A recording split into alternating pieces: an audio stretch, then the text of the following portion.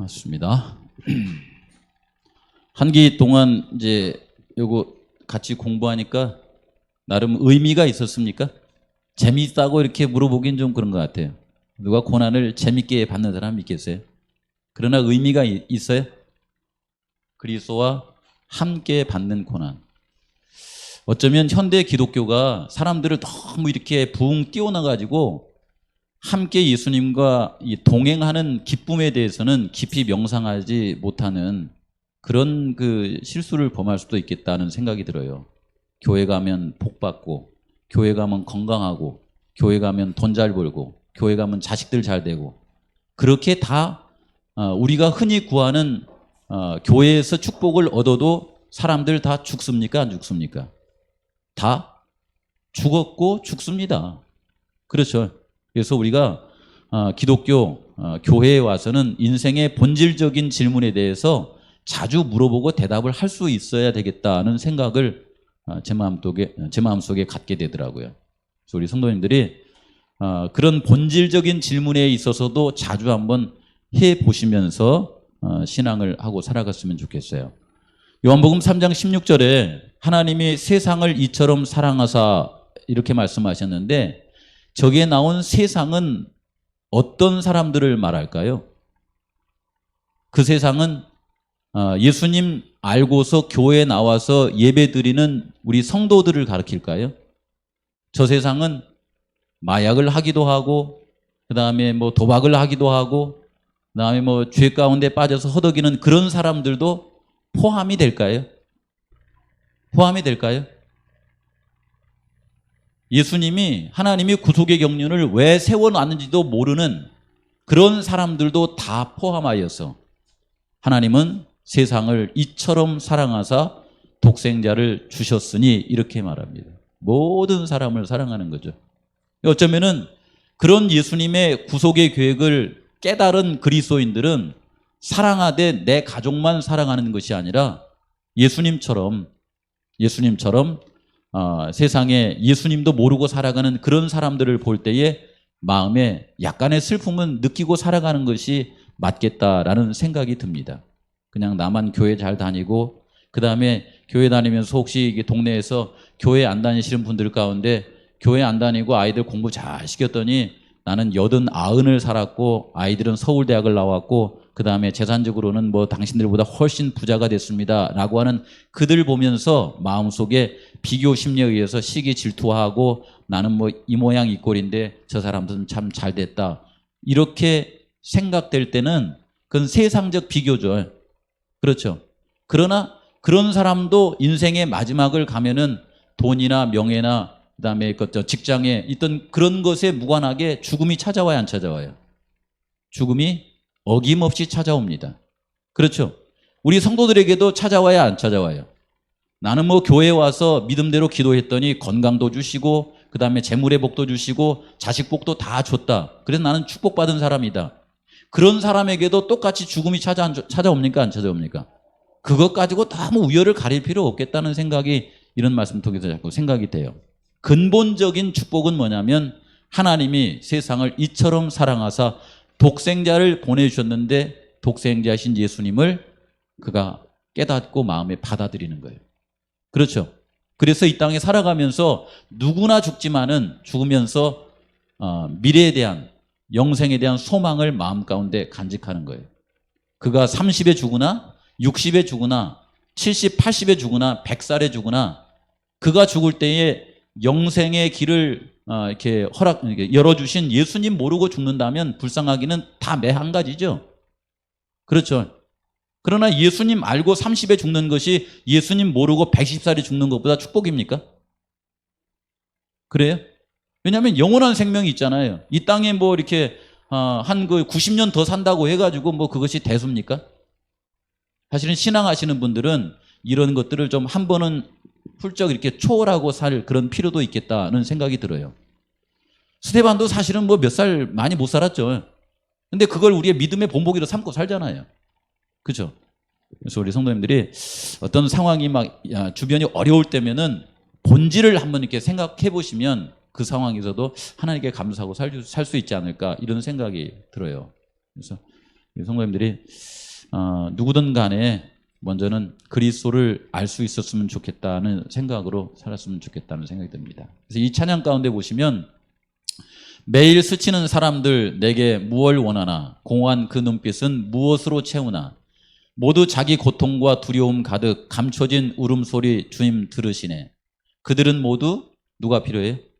주가 필요해. 이 주라고 하는 개념은 부모 자식지간에는 엄마 아빠입니다. 우리의 삶의 문제를 해결해 줄 수 있는 근본적인 주가 필요하다는 거예요. 그렇죠? 주가 필요해. 깨지고 상한 마음 주가 여신해. 그들은 모두 주가 필요해. 모두 알게 되리. 사랑의 주님. 이런 가사로 되어져 있습니다. 한 번은 어느 분이 그런 말씀을 하시더라고요. 제가 마음속에 충격을 받았어요. 여러분, 이게 하나님은 젤렌스키를 사랑하실까요? 아니면 푸틴을 사랑하실까요? 예? 둘 중에 누구를 사랑하는 것 같아요? 생각해 보면 이 땅에서는 푸틴이 우크라이나를 공격하니까 푸틴이 좀 나쁜 사람으로 보여지고 젤렌스키는 뭐 이렇게 나라의 독립을 위해서 이렇게 싸우니까 선한 사람처럼 보이잖아요. 근데 푸틴의 아버지와 젤렌스키의 아버지가 똑같다면 그 아버지는 누구를 더 사랑하고 누구를 불쌍히 여기고 살을까요? 똑같아요. 그렇죠. 그건 전쟁 속의 얘기입니다. 그런데 살아가 보시면은 예를 들어서 이번에 이제 태풍으로 이게 몰려와가지고 그 태풍이 이 제주도와 이렇게 남해안을 이렇게 쭉 지나가면서 그 태풍은 푸틴과 젤렌스키를 골라가지고 공격합니까? 그러니까 믿음 있는 사람들은 공격 안 하고 믿음 없는 사람만 공격하고 지나갔어요? 그거 없습니다. 천재지변은요, 그런 거 안 가리고 때립니다. 그죠? 그 다음에 이번에 코로나 19도 역시 목사도 가려요, 안 가려요? 전염병에. 가리지 않습니다. 내가 기도한다고 그래서 피해가 안 것이 아니에요, 그것이요. 그렇죠. 저는 기도 안 했으니까 걸렸던 것도 아니고, 천재지변에 있어서는 이 세상 모든 사람이 다 노출됩니다. 그런데 하나님은 이렇게 재난이 지나갈 때, 재림의 징조가 이렇게 지나갈 때, 그렇게 재난 속에서 죽어가는 사람들을 보면서 일반적으로 죽는 사람, 그 다음에 그 사고에서 피한 사람 모두를 다 보면서 불쌍히 여기고 사랑하십니까? 아니면 특정인만 사랑하십니까? 예? 특정인만 사랑할까요? 이건 제가 재림성도로 살아가면서 너무 이렇게 편협된 생각을 갖지 말라고 하는 생각에서 한번 말씀드리고 싶은 거예요, 이것이요. 오늘 이제 예수님께서 13과를 마치면서 그분이 그 공생애를 하기 전에 유년의 시절, 청년의 시절 살아가실 때, 그 다음에 초기 이제 공생애를 살아가실 때, 이제 마지막 순환 주간이죠. 순환 주간의 겟세마네 동산에서 그분께서 그렇게 멸시와 천대를 이렇게 받으시면서 살아오셨고, 마지막에는 보통 사람은 이해할 수 없는 엄청난 그런 이 죄된 죄에 대한 그런 고민을 하면서 시간을 지나시는데, 저분께서 뭐 때문에 저렇게 고민하실까? 이 부분을 한번 이제 같이 생각해 보는 시간을 가지면서 보냅니다. 여기 보시면요, 저기 교과서에 있는 내용을 쭉 이렇게 봤더니 이런 내용으로 이렇게 써졌는데 작은 글씨로 이렇게 해서 굳이 이제 다 읽지는 않겠습니다. 마지막 부분에 보시면은 그리스도께서 사탄의 공격을 그렇게 통렬하게 느낀 것은 바로 그분의 뭐 때문이라고 그래요? 무구라고 하는 말이 무슨 뜻입니까? 무구하심 때문이었다. 무구가요.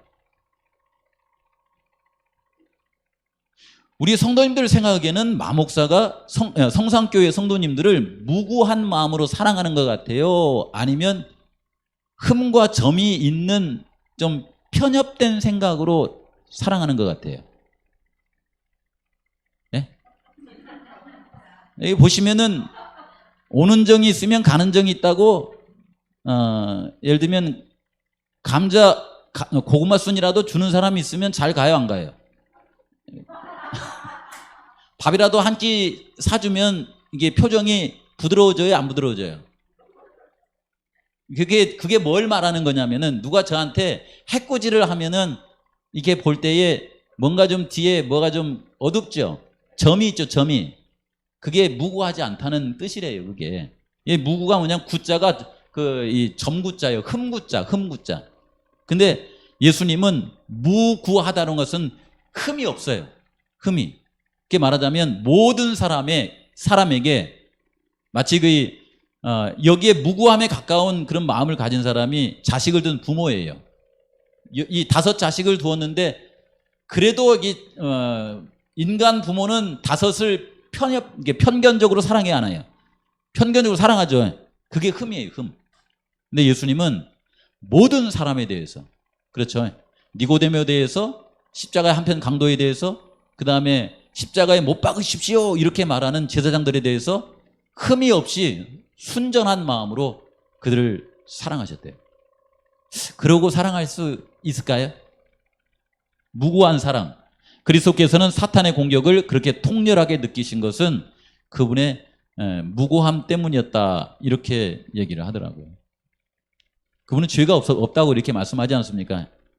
그러니까 제가 이 부분을 읽으면서 무슨 생각이냐면은 나중에 예수님 재림하시기 전에 보면 그 유다서나 그 다음에 베드로서에 보시면은 예수님의 십자가의 피로 말미암아 우리의 무엇과 무엇을 없애준다 그래. 이렇게 점과 흠을 없애주면 우리 성도님들이 어떤 상태가 되는 거예요? 무고하신 예수님의 품성을 표현할 수 있는 사람이 되는 거예요. 그러면 고생하겠어요? 기쁘고 할렐루야 하겠어요? 네? 예상하기로는 결과로는 예수님 닮은 품성 때문에 할렐루야를 하시지만은 그 무고하신 분이 이 땅에 살아가실 때는 많은 고통을 느꼈어요. 그 고통을 또 누가 느껴야 돼요? 성도들이 느껴야 돼요. 무고하기 때문에 그런 거예요. 그래서 원수도 사랑하고 나를 핍박하는 사람도 흠점 없이 편견 없이 사랑하려면 무진 고생하시겠죠. 그게 이제 말하는 뭐냐면은 경건한 자는 핍박을 받으리라는 말이 그런 말이에요. 경건하게 살아갔더니 뭐 이렇게 고구마 순 준 사람은 이렇게 기도 한번 더 해드리고 그 다음에 고구마 순이고 뭐고 없는 사람들은 이렇게 그냥 하고 이건 무고하지 않는 거예요. 그렇죠? 그래서 한번 생각을 해보시기 바랍니다. 예수님께서 우리를 여전히 이렇게 사랑하시는데요.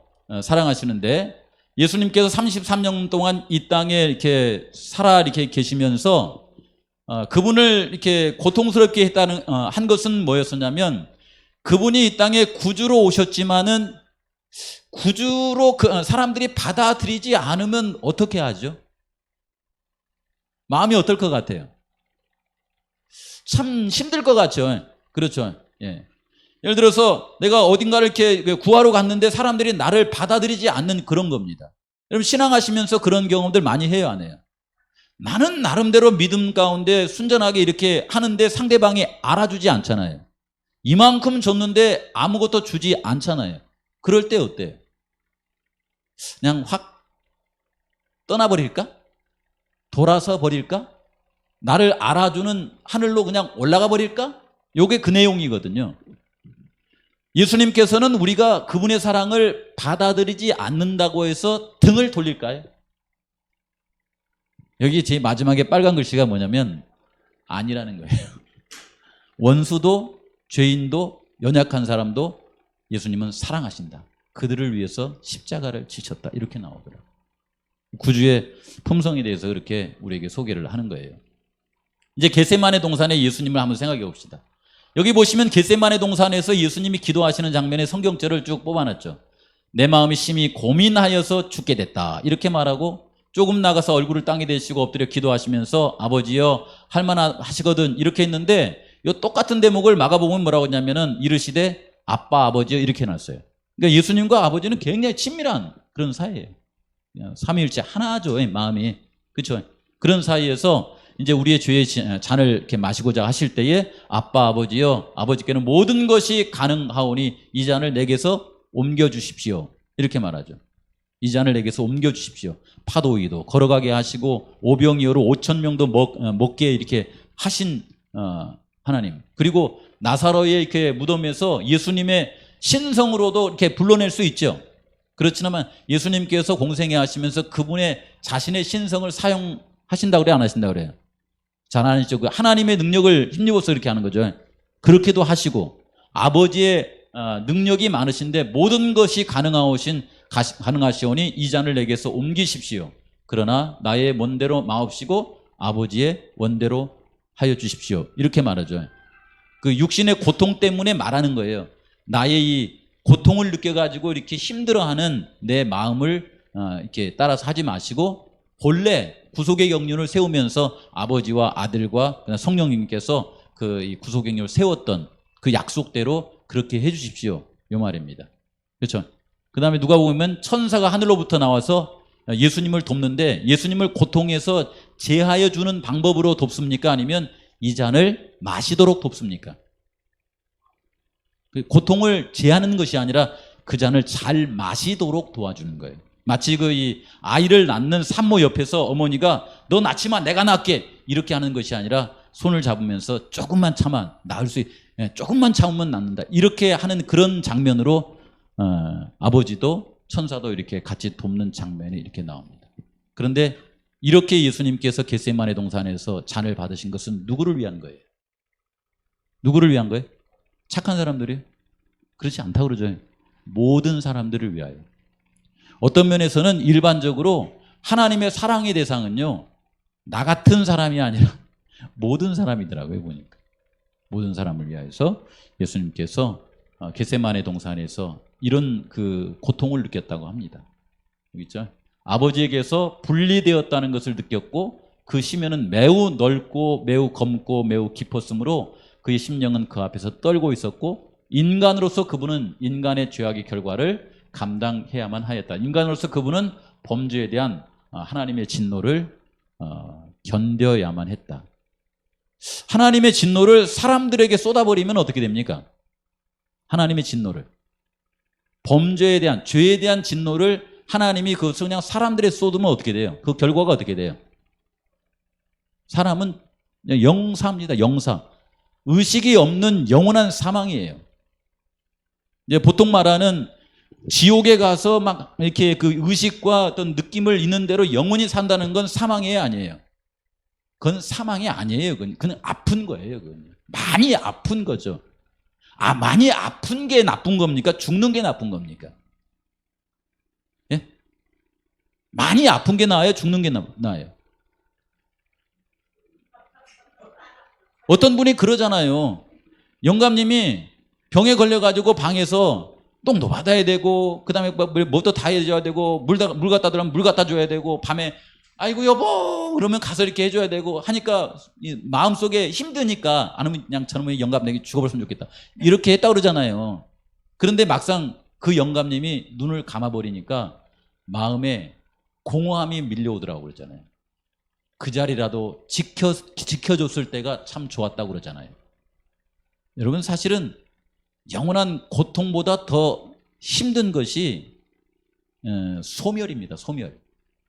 하나님의 그 진노를 예수님이 느낀 것은 그 둘째 사망의 고통을 느낀 거예요. 소멸에 관한 걸 느낀 겁니다. 근데 이 소멸에 관한 것이 기독교 안에 너무 이렇게 인식이 안 돼 있어.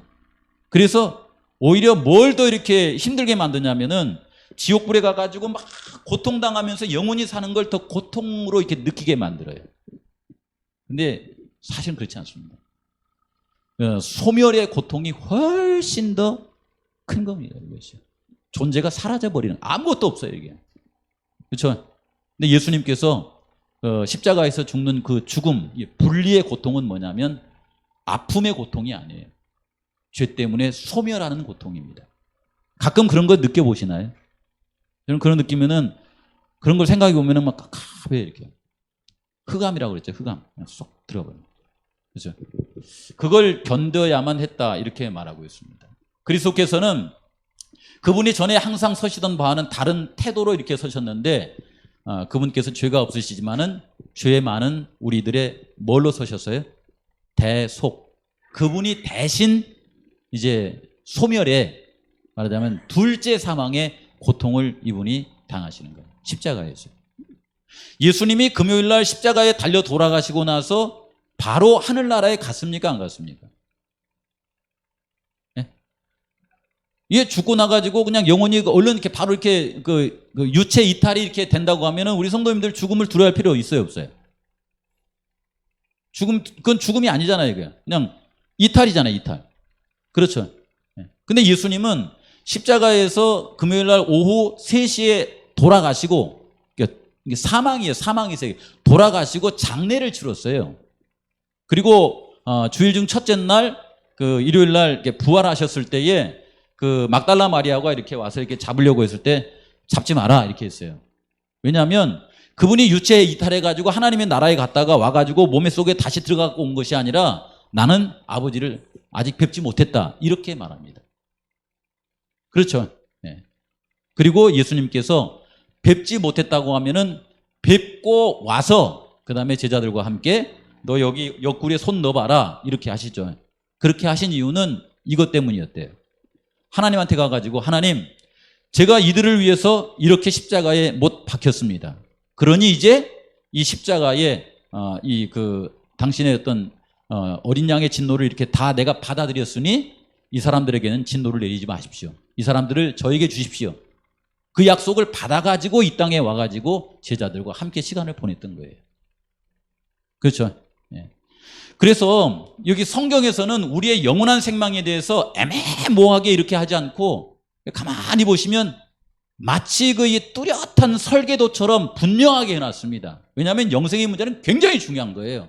애매모호하게 다 지나가 버리면은 나중에 결정적인 순간에 우리의 마음속에 믿음이 확신이 사라져버립니다. 이게. 그렇죠?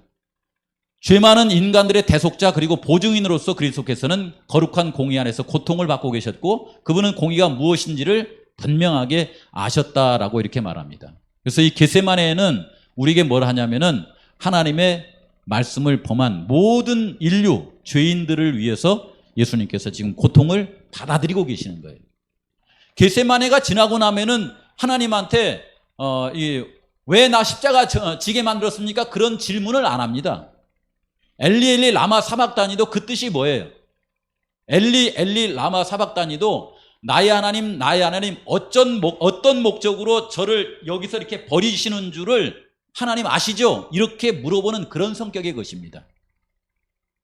하나님이 왜 버렸어요? 그거 확실하게 이렇게 해놓고 가야 됩니다. 그게 뭐냐면은 인류가 당해야 될 죄에 대한 하나님의 진노를 그분이 다 마시면서 내가 왜 하나님에게 버림당해야 되는 거 분명히 하십시오 하고서는 다 이뤘다 이렇게 말씀하신 거예요. 이뤘다고 말하는 것은 내가 이제 하나님의 진노를 다 마셨으니 인류는 이제 어떻게 해달라는 거예요? 이들에게서 죄값을 찾지 마십시오. 죄값을 찾으려면 누구한테 찾으십시오? 저에게서 찾으십시오. 이렇게 해서 우리에게 구원의 문을 열어놓은 그 사실을 얘기하는 겁니다. 겟세마네 동산에서 그렇게 이제 예수님은 그런 자신의 희생을 이렇게 마음속에 받아들이고 그렇게 구속의 길을 열기 위해서 십자가로 가시는 그 대목이 나옵니다. 십자가에 달리신 예수님. 그래서 이 십자가에 달리신 예수님에 대해서 좀 질문을 해보셔야 돼. 질문을. 어떻게 질문을 해보셔야 되냐면은 그날 십자가에 달린 사람이 예수님만이었습니까? 그렇지 않습니다. 그렇죠? 여기 보시면 제가 뭐라고 질문해놨냐면은 죄인으로서 강도들이 달린 십자가와 죄가 없으시지만 예수님이 십자가에 달린 것과의 차이점이 무엇인가를 우리가 알아야 돼요. 그렇죠? 죄인으로서 십자가를 진 것은 그건 마땅히 어떻게 하는 거예요? 마땅히 내가 지은 죄 때문에 죽는 것이 맞거니와 이렇게 한 거잖아요. 그 십자가의 한편 강도 얘기처럼. 그러나 예수님은 지금 죄가 없으심에도 불구하고 빌라도가 이렇게 선고할 때 이 사람은 무죄하다라고 선고를 했잖아요. 그러함에도 불구하고 십자가를 지신 예수님은 왜 십자가를 지신 거예요, 이게? 거기에 대한 답을 얻어야 되겠죠. 성경에서는 계속해서 뭐라고 하냐면 바로 죄로 말미암아 잃어버릴 수밖에 없는 인류를 위해서 이 십자가를 지신다라고 이렇게 말씀합니다. 그 속에 누가 포함이 돼요? 일반인 가운데 하나인 나를 포함시킨다는 거예요. 그런 이유로 십자가에 달려 돌아가시기 때문에 그분께서 십자가에 달려 돌아가실 때에 숱하게 많은 사람들이 골고다에서 십자가에 죽었지만 이날 온 땅이 어둠에 임하고 90까지 계속되던 일들이 과거에 있었어요, 없었어요? 없었어요. 그렇죠. 그 다음에 여기 보시면 성소 휘장이 위에서부터 아래로 찢어져 버린 일도 있었어요, 없었어요? 없었습니다. 계속해서 성소에서 제사를 드리고 있었잖아요. 그리고 바위가 터지고 무덤들이 열리면서 자던 성도의 몸이 무덤을 열고 이렇게 일어나는 일이 과거에 있었어요, 없었어요? 있었죠. 엘리야의 시체를 이렇게 엘리야의 시체 때문에 이게 무덤이 열리는 그런 일이 있었지만 그건 표상적인 거고, 어쨌든 그 외에는 있었어요, 없었어요? 없었습니다. 예수님이 부활했을 때에 무덤 속에서 있던 사람들이 영광스러운 몸으로 부활해가지고 이렇게 다니는 그런 일이 있었어요, 없었어요? 없었어요. 예수님의 십자가는 일반적인 십자가와는 확실하게 다릅니까? 확실하게 달라요? 그걸 통해서, 성경을 통해서 우리가 볼 필요가 있는 겁니다. 예수께서 당하신 고통의 진정한 국면이 뭐였나? 그것은 뭐냐면 그분이 십자가에 달려 돌아가심으로 말미암아 그 결과로 여기에 계신 분들이 구원 얻는다는 것을 알면은 예수님은 십자가의 죽으심이 내면 뭔가 목적이 있는 죽음이기 때문에 행복하실까요? 어때? 그냥 고통만 생각하시면 안 돼요. 한 알의 밀알이 떨어져 가지고서 자신이 썩은 그 자리에서 다른 밀알 싹이 나와 가지고 이 많은 열매를 거둔다고 생각하면 이 썩어져 가는 밀알은 뭔가 마음의 보람을 느낄까요? 그럴까요? 그 감자 있잖아요. 우리 그 제주도 지슬 있잖아요. 지슬 보면 감자 쪼가리를 이렇게 심어 놓으면 거기서 감자 순이 나오죠. 그리고 그 감자 이렇게 그 쪼가리 옆에 이렇게 뿌리가 나오면서 거기에 지슬이 달리잖아요. 이렇게 달리는데 정작 엄마 이 감자는 어떻게 돼가요? 썩어져 가잖아요. 그잖아요, 이렇게. 그쵸? 이렇게 되면은 이 감자 잘 심은 거예요, 안 심은 거예요? 잘 심은 거잖아요. 근데 여기서 예수님이 고통을 느낀 것은 뭐라고 그랬냐면은, 여기 보면 뭐라고 했냐? 그분의 고통은 죄의 유해성을 느끼는 데서 오는 고통과 인간의 죄에 익숙해 있기 때문에 죄의 흉악성을 알지 못하는 데서 오는 고통이라고 했어요. 알지 못해. 그냥 살아가시면서 예수님의 십자가를 봐도 내 마음속에 죄가 뭔가를 모르는 거예요. 그것 때문에 예수님을 안 찾는 그런 것 때문에 고통을 느낀다고 그랬습니다. 그렇죠. 어쩌면은 우리가 복음을 전할 때에 예수님을 전하도 그들이 예수님에 대해서 느끼지 못하는 그런 고통이 있잖아요. 그런 것 때문에 예수님이 고통을 당하셨다라고 이렇게 우리에게 얘기를 하고 있더라고요. 그렇죠. 이제 마지막 이제 고난당하신 하나님에 대해서 얘기하고 마치는 거예요. 일반적인 사람들의 고난과 그리스도와 그리스도인들의 고난은 차이가 있습니까? 일반적인 사람들이 당하는 고난과 그리스도와 그리스도 안에서 고난을 받는 그 그리스도인들의 고난과는 차이가 있어요, 없어요? 있어요? 있으면 저기 확신을 가지세요. 있으면 이 교과가 말한 대로 그 고난 속에 있을 때 기뻐하고 찬송하세요. 그렇게 살아가십시오. 있으니까. 근데 없으면 있잖아요. 이게 참 그래요, 이게. 세상 사람들이 당하는 생로병사의 고통을 우리도 당해야 안 당해요? 똑같은 것 같죠? 근데 엄마가 자식을 위해서 고통을 당하는 거하고 자식이 혼자 살이라고 고통을 당하는 거하고는 틀리죠. 그렇죠? 이번 주 교과는 뭐냐면 그리스도와 함께 받는 고난이에요. 나의 고난 때문에 누군가가 예수님을 알고 누군가가 병의 치유함을 받고 누군가가 구원을 받는 거예요. 그런 고난이, 그리스도인의 고난이 그런 고난입니다. 근데 이런 고난을 당할 때도 내 마음이 멸시를 느낄 때도 있어요, 없어요? 모욕을 느낄 때도 있어요, 없어요? 고통을 느낄 때도 있어요, 없어요? 기분 나쁠 때도 있어요, 없어요? 그거 다 있다는 거예요. 다 있어요. 근데 그럴 때에 예수님 안에서 느끼는 고난이 아니라 일반인처럼 고난을 당하면은 나를 멸시하고 나를 비난하고 나를 이렇게 증오하고 이렇게 하면은 바로 뭐가 나가요, 이렇게? 예를 들면 아기가 젖을 이렇게 먹다가 젖을 깨물면 이런 싸가지 없는 놈이 이렇게 나가 안 나요? 예? 근데 왜 엄마는 참아요? 이 젖을 먹고 이 아이가 커야 되잖아요. 제가 너무 심한 비유를 했습니까? 그리스도인으로서요, 우리 마음속에 있는, 여기 제가 이렇게 붙여놨잖아요. 성령의 인 받은 자의 고난, 그리스도의 고난에 참여한 경건한 사람들의 고난은요, 예수님이 당하시는 그런 고난을 당하면서도 예수님께서 인류를 사랑하시고 인류를 구원하실 거기 때문에 그분의 이게 태도 속에 뭐가 있었냐면 무고함이 있었다는 거예요. 무고함. 상대에 대해서 말하자면은 악한 마음이 없었다는 거예요. 악한 마음. 야, 이렇게 살 수 있을까요, 이게요? 저는 이게 교과 공부를 마무리하면서 우리가 하나님과 같은 품성을 재현했을 때 예수님 재림한다고 하니까 이런 고난 속에 있다가 무고함의 어떤 고난을 당하다가 예수님 맞이한다고 하니까 야, 이럴 날이 올란가 싶어요. 올 것 같아요? 올 것 같습니까? 마목사 봐봐. 마목사 봐봐요. 좀만 섭섭하게 해도 그냥 얼굴이 바로 변해버려요. 제가 그래요. 그러니까 기도하면서 그래요. 하나님, 이런 말씀을 왜 저한테 이렇게 알게 해주셔가지고 또 기도하게 하십니까? 현 집사님이 저를 막 괴롭혀도 현 집사님 사랑합니다. 이렇게 해야 돼요. 요거 마무리예요. 근데 이렇게 해서 우리 성도님들께서 이런 고난의 길을 이게 걸어가시면서 그 고난의 결과적으로 우리가 이제 이 땅에서 구원받아서 하늘나라에 가면 여러분들이 어떤 자리에 서는 거예요? 하나님의 보좌에 여러분들도 함께 앉게 해주고 그 예루살렘의 그 이 중앙에 이제 어린 양의 보좌와 하나님의 보좌가 있다고 그러잖아요. 그 예루살렘을 구성할 때에 우리 성도님들이 그 성의 보물처럼 이제 장식이 되는 거예요. 그래서 하늘에는 죄에 대한 흔적은 있지만 죄를 사랑하거나 그런 마음이 전혀 없어요. 그 다음에 이웃을 내 몸처럼 사랑하라고 했지만 그 땅에 가서는 상대방에게 죄를 이렇게 행하고자 하는 마음도 없어져 버려요. 그러겠죠. 그런 것을 한번 마음속에 생각해 보면서 오늘 말씀 줄여봅니다. 그리스도인들에게 주신 하나님의 약속은 무엇입니까? 오늘 그리스도와 함께 받은 고난의 길을 걸어가면서 어떤 약속이 주어졌습니까? 그리스도인들에게는 예수님 안에서 받은 고난을 이렇게 통과하고 나면 그들에게 약속된 게 뭐예요? 네?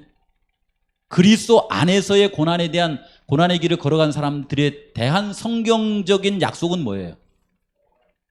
그리스도 없이 당하는 고난은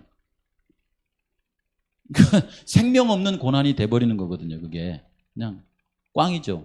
근데 여기서는 뭐라고 하냐면 영원한 영생이 약속돼 있다 이렇게 쭉 나오죠. 영생을 주노니 그랬고 하나님의 은사는 영생이라고 그랬고 약속하신 것이 영원한 생명이다 이렇게 말하고 있습니다. 하나님께서 이렇게 우리를 위해서 희생을 당하고 구타를 당하시고 결국 십자가에 달려 돌아가시고 3일 만에 부활하신 이유는 뭐 하기 위해서 그래요? 여러분들과 우리와 하늘에서 함께 살고 싶어서 그랬대. 여기 그 내용이 이 내용입니다. 함께 살고 싶어서. 그렇죠? 갈바리 십자가에 달리셔서 가장 고통스러운 죽음을 당하신 이유는 우리 함께 살자. 요한복음 14장 3절에 보시면 그분이 이제 거처를 예비하시면 이 땅에 와서 우리와 함께 있겠다 이렇게 약속하시잖아요. 다 아신 것 같은데 그걸 위해서 예수님이 그 길을 걸어갔다라고 하는 것입니다. 이참여하시고 오늘 교과 마치고 하겠습니다. 사랑의 주 예수님이 내 오른손 붙잡고 나를 지목하시며 사랑한다 하시네. 사랑의 예수님, 사랑의 예수님, 사랑의 예수님, 날 사랑하시네.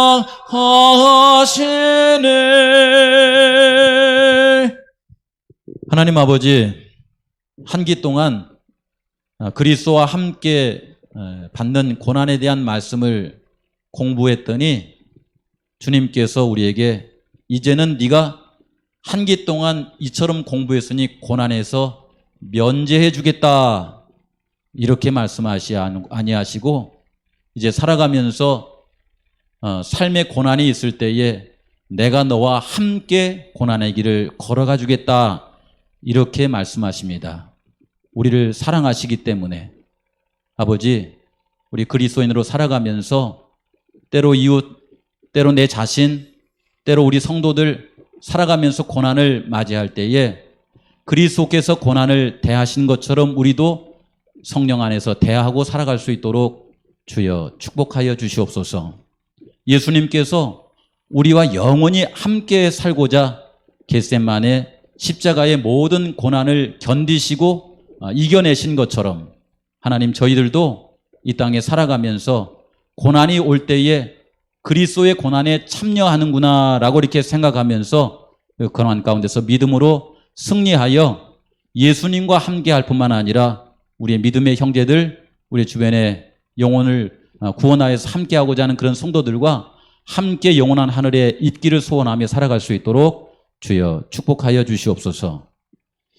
아버지, 이 시간 간절히 기도하옵기는 우리의 형제 자매들은 건강했으면 좋겠습니다. 다 잘 됐으면 좋겠습니다. 가정이 평안했으면 좋겠습니다.